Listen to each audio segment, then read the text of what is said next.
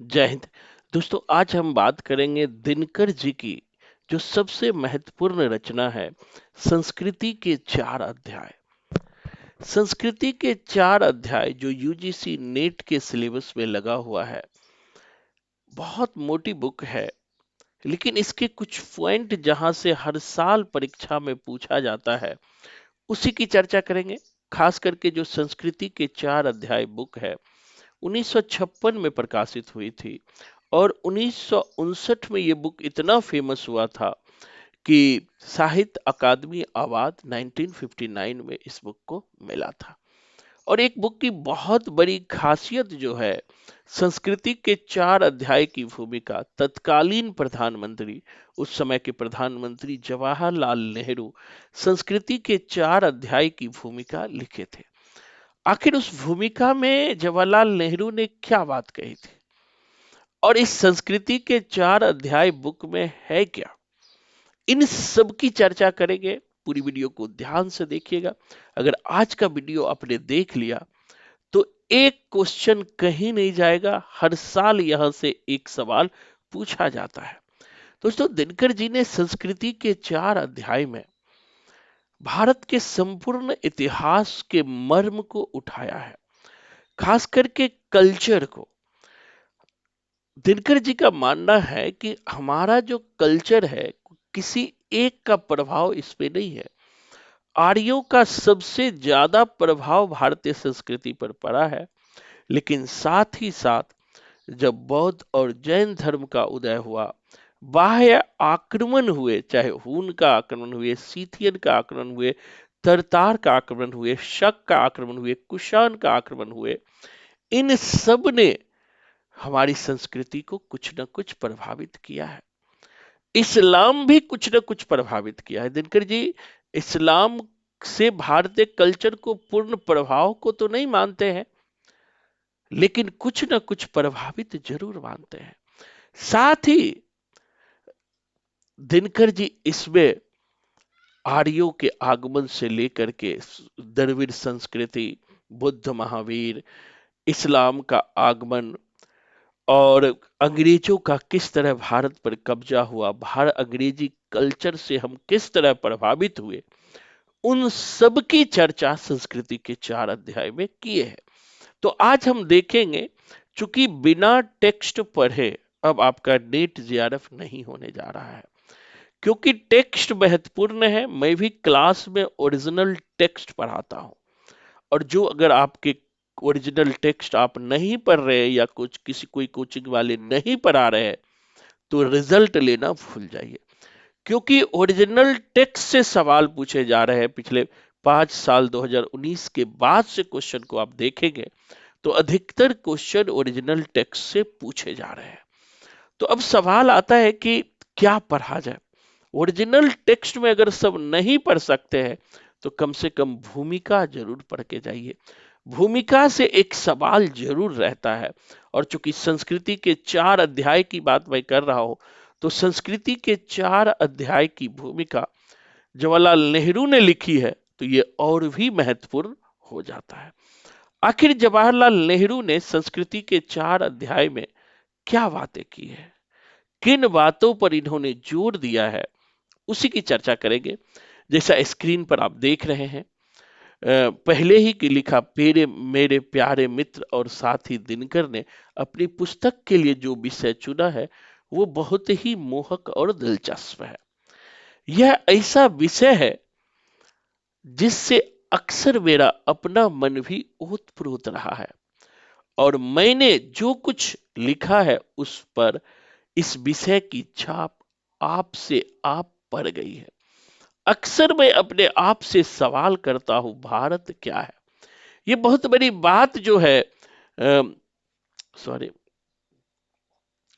ये बहुत बड़ी बात जो है, जवाहरलाल नेहरू जी ने कहा कि अक्सर मैं अपने आप से सवाल करता हूं कि भारत वर्ष क्या है। ये भी क्वेश्चन पूछा है। अक्सर मैं अपने आप से सवाल करता हूं कि भारत वर्ष क्या है, उसका तत्व सार क्या है, वे शक्तियां कौन है जिनसे भारत का निर्माण हुआ है, तथा अतीत और वर्तमान के विश्व को प्रभावित करने वाली प्रमुख प्रवृत्तियों के साथ उसका संबंध क्या है। यह विषय अत्यंत विशाल है, खुद कहते हैं, और उसके दायरे में भारत के तमाम मानवीय व्यापार आ जाते हैं। लिखते हैं नेहरू जी कि मेरा ख्याल है कि किसी भी व्यक्ति के लिए संभव नहीं है कि वह इस संपूर्ण विषय के साथ अकेला न्याय कर सके। कोई भी इस विषय के साथ अकेला न्याय नहीं कर सकता है। कम से कम यह तो संभव ही है कि हम अपने भारत को समझने का प्रयास करें। यद्यपि सारे संसार को सामने न रखने पर भारत विषय जो ज्ञान हमें प्राप्त करेंगे वह अधूरा रहेगा।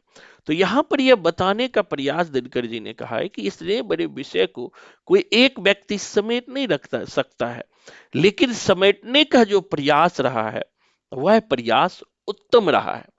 आगे कहते हैं आखिर संस्कृति क्या है, ये लाइन पूछा भी है, याद रखना।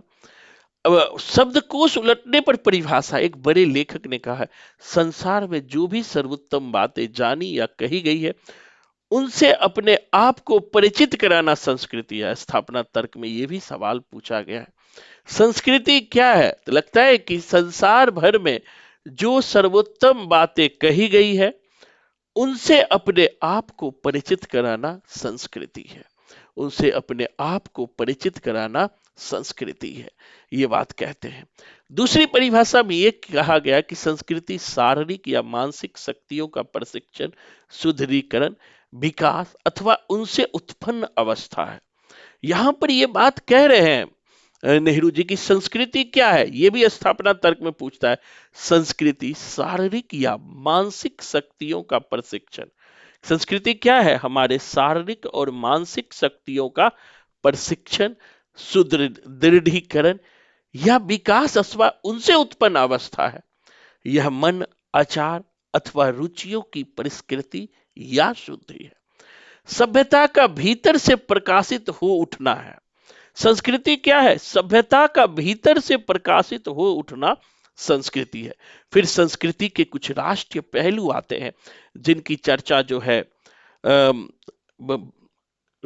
नेहरू जी करते हैं। दूसरी तरफ नेहरू जी कहते हैं कि इस नक्शे में भारत का स्थान कहाँ है। कुछ लोग इसे हिंदू संस्कृति, कुछ लोग मुस्लिम संस्कृति, कुछ लोग ईसाई संस्कृति की चर्चा की है। नेहरू जी कहते हैं ये नाम मेरी समझ में नहीं आते, यद्यपि यह सत्य है कि जातियों और राष्ट्रीयों की संस्कृतियों में बड़े बड़े धार्मिक आंदोलन का असर पड़ा है। अब यहाँ पे दिनकर जी कहते हैं कि कुछ लोग इसे हिंदू संस्कृति कहते हैं, कुछ लोग मुस्लिम संस्कृति या कुछ लोग ईसाई संस्कृति कहते हैं। लिखते हैं कि यह सच है कि जातियों और राष्ट्रों की संस्कृति पर बड़े बड़े धार्मिक आंदोलनों का प्रभाव पड़ा है। भारत की ओर देखने पर मुझे लगता है कि जैसा कि दिनकर ने भी जोर देकर दिखलाया है कि भारतीय जनता की संस्कृति का रूप सामासिक है। इसको याद रखना, ये बात दिनकर जी भी दिखाने का प्रयास किया है कि भारतीय जनता की संस्कृति का रूप सामासिक है। याद रखना, स्थापना तर्क में पूछता है उसका विकास धीरे धीरे हुआ है। कल्चर का विकास एक साथ नहीं होता है, बल्कि उनके विकास धीरे धीरे हुआ है। एक और तो इस संस्कृति का मूल आर्यों से पूर्व है। याद रखना कि भारतीय संस्कृति का मूल आर्य नहीं है, आर्यों से पूर्व मोहनजोदड़ो आदि की सभ्यता तथा द्रविड़ की महान सभ्यता तक पहुंचता है। तो दूसरी ओर इस संस्कृति पर आर्यों का बहुत गहरी छाप है, जो भारत में मध्य एशिया से आए।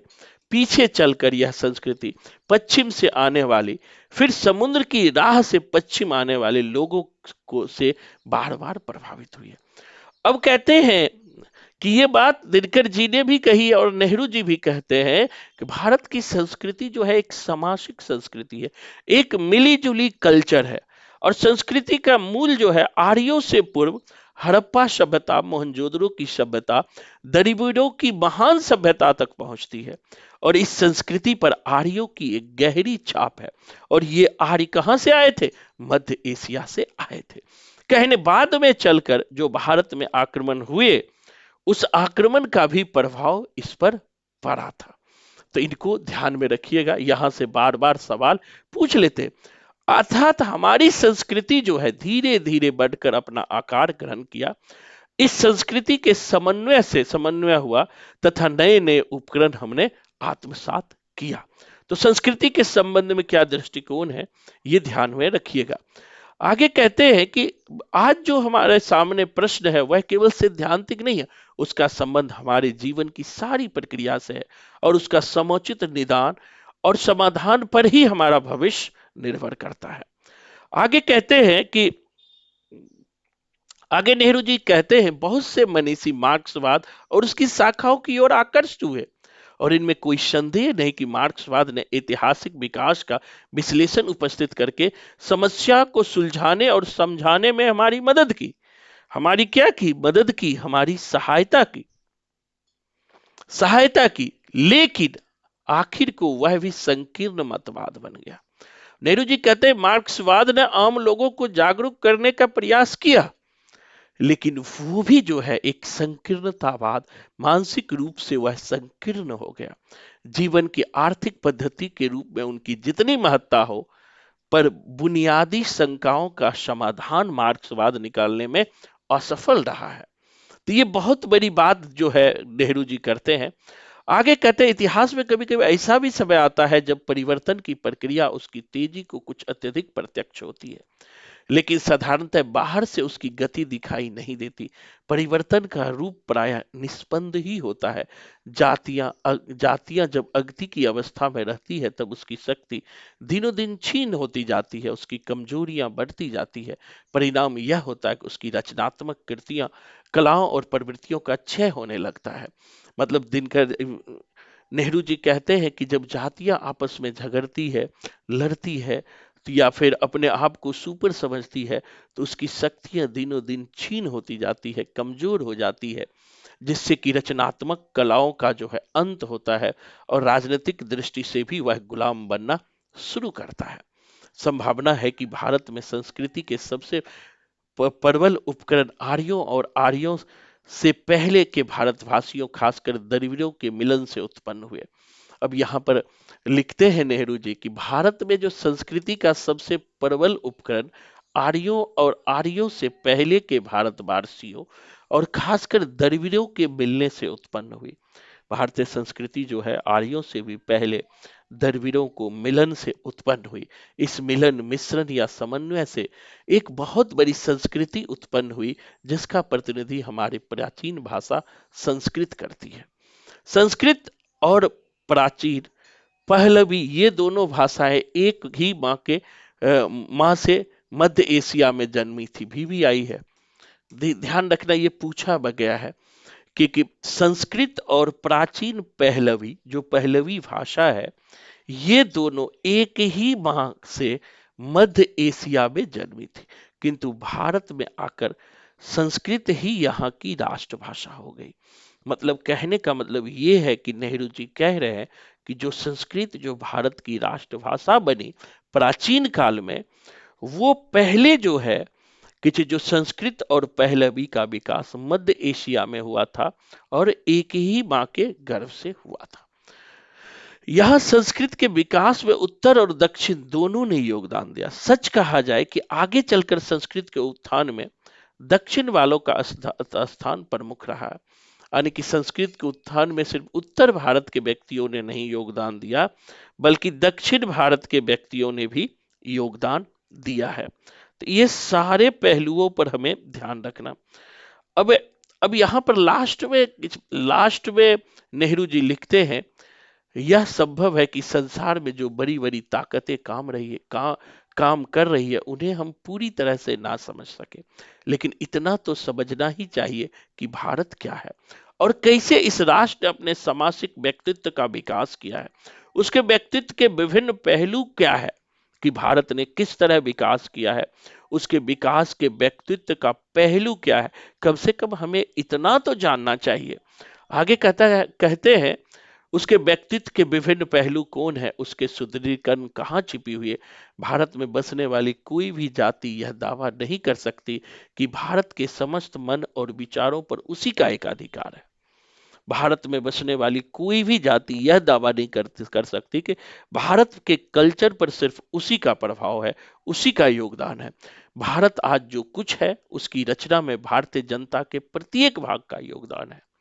आज जो भारत है उस पर प्रत्येक जनता का योगदान है। यदि हम इस बुनियादी बात को नहीं समझ पाते तो हम भारत को समझने में असमर्थ रहेंगे, और यदि भारत को हम नहीं समझ सके तो हमारे भाव, विचार और काम सबके सब अधूरे रहेंगे, और हम देश की एकता, देश की ऐसी कोई सेवा नहीं कर सकेंगे जो ठोस और महत्वपूर्ण हो।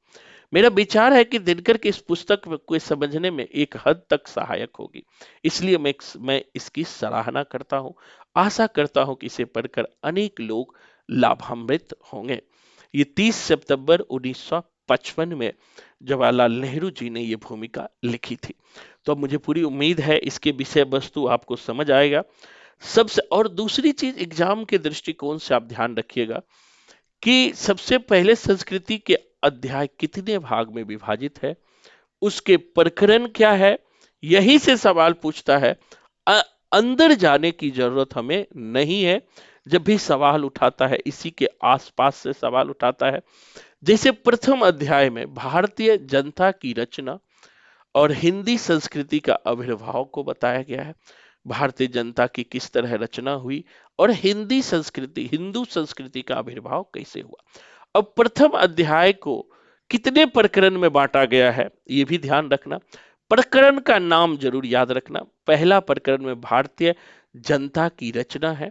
इसमें आदमी के नस्ल पहचानने वाले शास्त्र, जन विज्ञान की कसौटी और भारतीय भाषा की कसौटी, भारतीय जनता, निग्रो जाति विषयक अनुमान, आस्टिक और अग्नेय जाति का आगमन और द्रविड़ जाति का आगमन।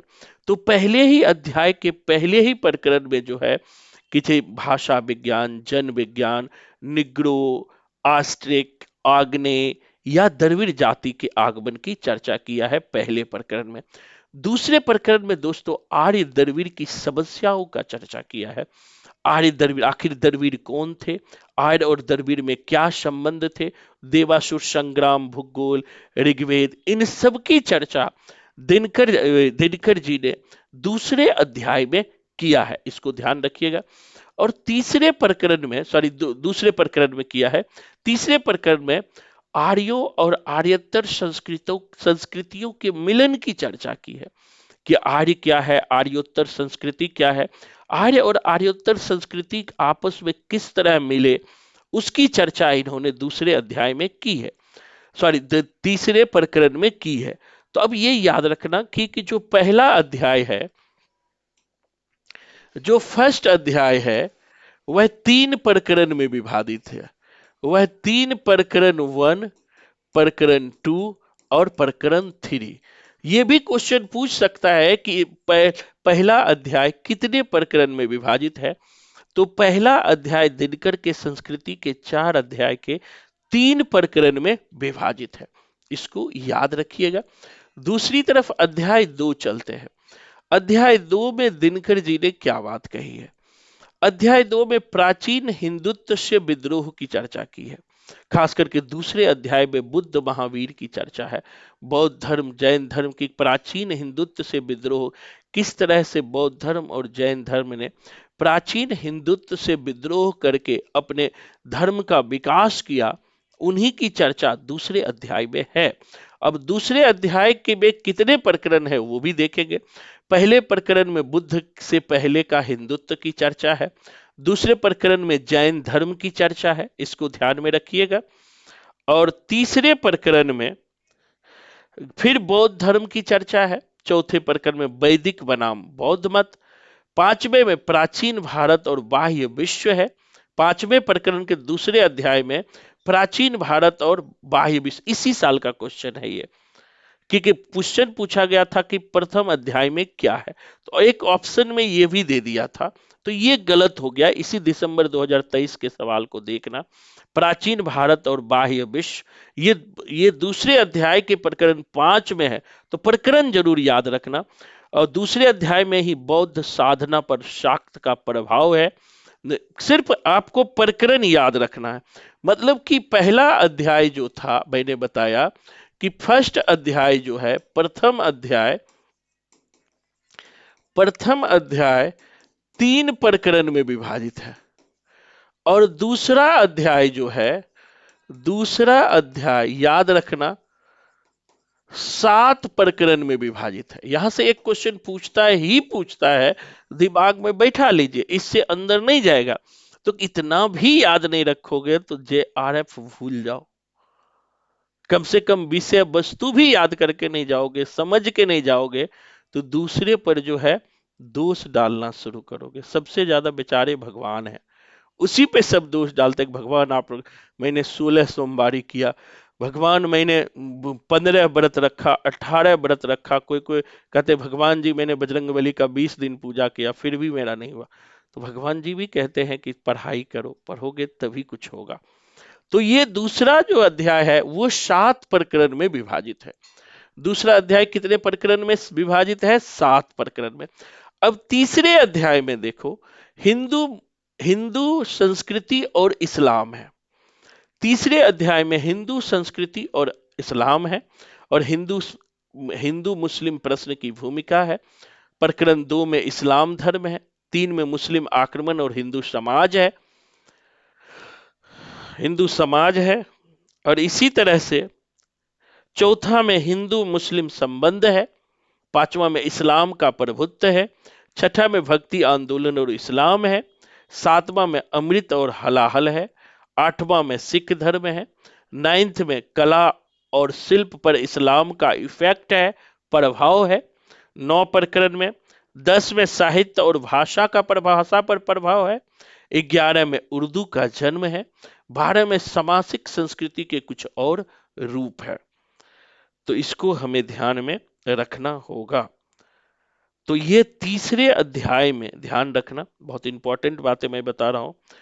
तीसरे अध्याय में 12 प्रकरण है।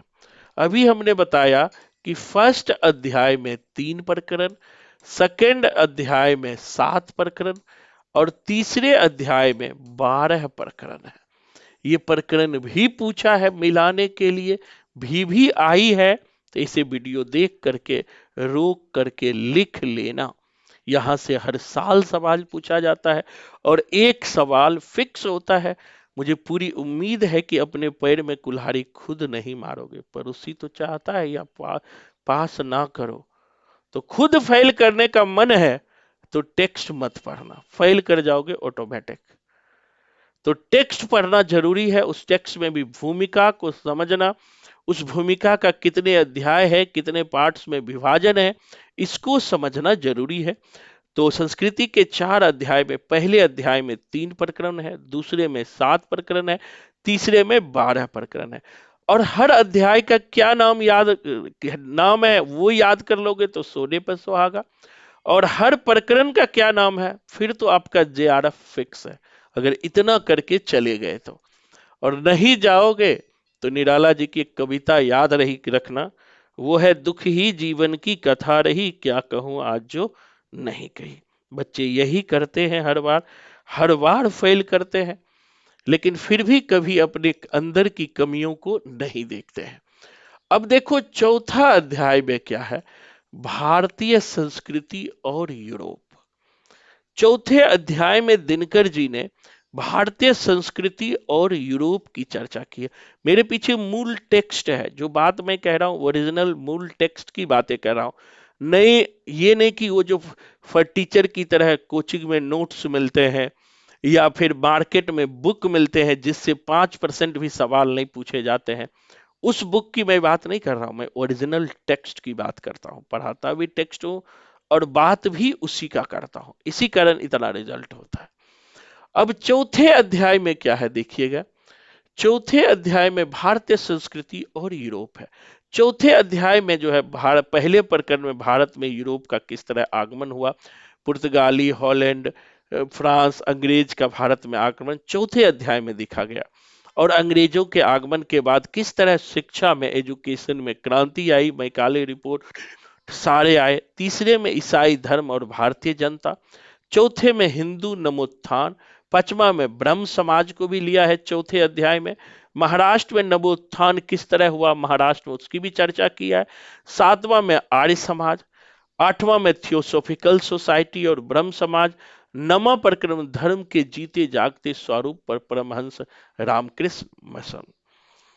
तो ये जो है चौथा प्रकरण, चौथा अध्याय 9 प्रकरण में है।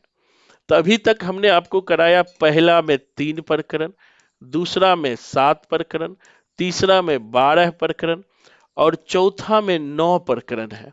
ये 4 अध्याय में दिनकर जी का संस्कृति के 4 अध्याय को विभाजित किया है और इसमें इन्होंने आर्य से भी पूर्व हड़प्पा सभ्यता, द्रविड़ संस्कृति को लेते हुए भारतीय कल्चर को धीरे धीरे कल्चर आगे बढ़ा।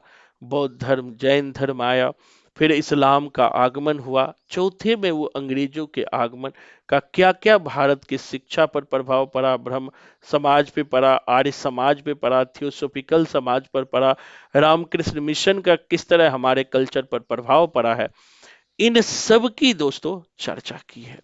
मेरे कहने का मतलब ये है, इतना बताने का, क्योंकि मेरे पास समय नहीं होता है, ऑनलाइन क्लास लेना पड़ता है, फिर ऑफलाइन क्लास भी होता है, इसलिए मैं कम वीडियो बना पाता हूँ प्रचार के लिए या यूं कहूँ अदर बच्चों के लिए। लेकिन मैं कहूंगा कि अगर आप सफल होना चाहते हो, खासकर जेआरएफ लेना चाहते हो, तो आपको अच्छे से पढ़ने की जरूरत है, अच्छे से समझने की जरूरत है, टेक्स्ट क्या कहना चाहता है उसको समझने की जरूरत है। जैसे हमने संस्कृति के 4 अध्याय की चर्चा की, उसी तरह से अन्य गद्य विधा में आप हुदरी, जो रमनिका गुप्ता जी की आत्मकथा है, एक कहानी यह भी मन्नू भंडारी की आत्मकथा है, या और भी बहुत सारे जो प्रेमचंद्र घर में शिवरानी देवी लिखी है, तो इन सबको भी मूल टेक्स्ट तो आपके पास होनी चाहिए। और मूल टेक्स्ट के मूल विषय वस्तु क्या है ये भी पता होनी चाहिए। चाहे वो नाटक हो, चाहे वो कहानी हो, चाहे वो निबंध हो, चाहे वो उपन्यास हो, हर चीज आपके टिप्स पे हो। फिर कोई ताकत नहीं है कि आपका रिजल्ट रुक जाए। मैं खुद 3-3 सब्जेक्ट में जेआरएफ किया हूँ, हिस्ट्री में भी, हिंदी में भी और बुद्धिज्म में। मैंने देखा है, मैं मार्केट पे नहीं भागता था कि मार्केट में ये बुक आ गया है ये ले लो, वो बुक आ गया है वो ले लो। हम मूल टेक्स्ट को पढ़ते थे, समझते थे, अंडरस्टैंडिंग डेवलप करते थे, आखिर कहना क्या चाहते हैं। जैसे अभी संस्कृति के 4 अध्याय में हमने देखा कि दिनकर जी कहना क्या चाह रहे हैं भारतीय कल्चर के बारे में। जो जवाहरलाल नेहरू जी ने जो भूमिका लिखी है, वो उस भूमिका में भारतीय संस्कृति के बारे में क्या कहना चाह रहे हैं। तो जिस दिन ये समझ जाइएगा क्या कहना चाह रहे हैं, तो सारे सवाल बनेगा। और अगर आप भी, आप खुद से कभी कभी होता नहीं है सारे टेक्स्ट को पढ़ना, आप उपन्यास शुरू करते हो, एग्जाम आ जाता है, नाटक शुरू करते हो, एग्जाम आ जाता है, फिर संपूर्ण टेक्स्ट को नहीं पढ़ पाते हो। तो अगर आप संपूर्ण टेक्स्ट को आसान भाषा में समझते हो, समझना चाहते हो, तो फिर से हमारा सोमवार मंगलवार से, कल परसों से नया बैच शुरू हो रहा है हिंदी साहित्य का। 10 क्लास में बिल्कुल फ्री देता हूं, चाहे वो ऑब्जेक्टिव हो या सब्जेक्टिव हो। जैसा कि आप सब जानते हैं, पूरे भारत का यह पहला कोचिंग सेंटर है जो आपको रिजल्ट की स्टाम्प पेपर पर लिखित गारंटी देती है। इससे ज्यादा कुछ नहीं हो सकता है। क्लास लेकर देखो, अगर फायदा दिखाई दे तो ज्वाइन करो, नहीं तो अब कभी भी क्लास छोड़ सकते हो। धन्यवाद। जय हिंद।